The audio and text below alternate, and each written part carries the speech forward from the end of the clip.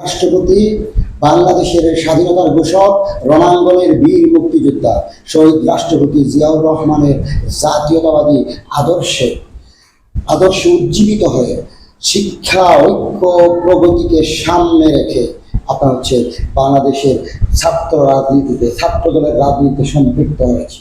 আমরা শহীদ রাষ্ট্রপতি জিয়াউর রহমানের জাতীয় আদর্শের রক্তের ধারক এবং বাহক।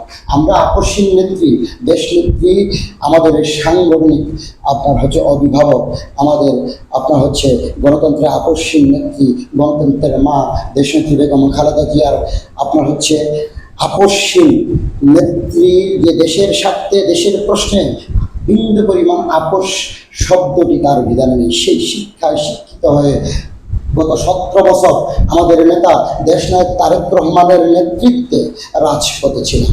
এই শেখ হাসিনার ফ্যাসিস্ট রেজিমের বিরুদ্ধে, অবৈধ ক্ষমতার বিরুদ্ধে আমরা প্রতিনিয়ত প্রতিটি প্রোগ্রামে, মিছিলে, মিটিং আমরা রাজপথে ছিলাম।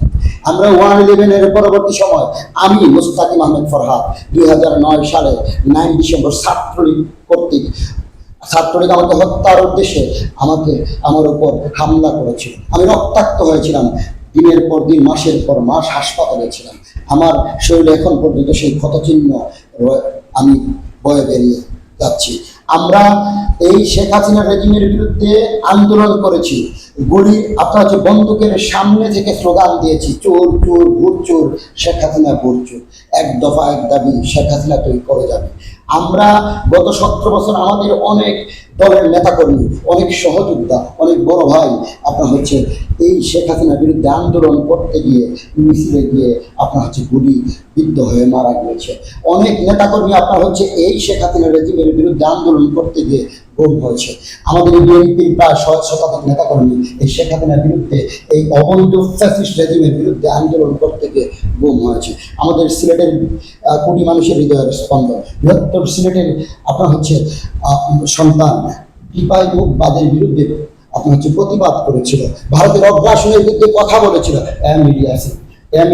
তাই তাকে গুম করা হয়েছে। আমাদের সিলেটের দিনার, জুনেদ, আনসার আলী সহ সারা বাংলাদেশে অসংখ্য নেতাকর্মীকে গুম করা হয়েছে। আজ পর্যন্ত আমরা তাদেরকে ফেরত পাইনি। আমাদের এই বাংলাদেশ জাতীয় দল এবং তার অঙ্গ সহযোগী সংগঠনের অসংখ্য নেতৃবৃন্দ এই শেখ হাসিনার বিরুদ্ধে রাজপথে আন্দোলন করতে গিয়ে হত্যার শিকার হয়েছে, বিচার বহির্ভূত হত্যার শিকার হয়েছে। বিএনপির প্রায় 60 লক্ষ নেতাকর্মী মামলার আসামি, বিএনপির উপর 2.5 লক্ষের অধিক মামলা।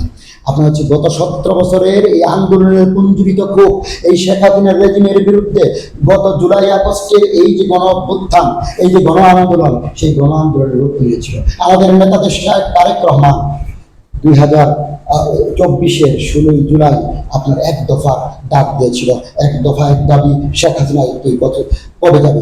এই ডাকের পরবর্তীতে স্ফুলিঙ্গের মতো সারা বাংলাদেশে দাবানল ছড়িয়ে পড়ে।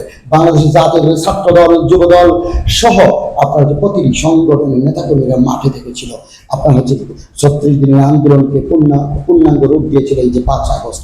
আজকে যারা বিএনপি নিয়ে ষড়যন্ত্র করতেছেন, আজকে বাংলা জাতীয় দলের যুব দলকে নিয়ে নোংরা খেলায় মেতে উঠেছেন, তারা 5 তারিখের পরে সেই আগত ঘুঘু, ধান্দাবাজ, দালাল, আওয়ামী পেতাত্তা।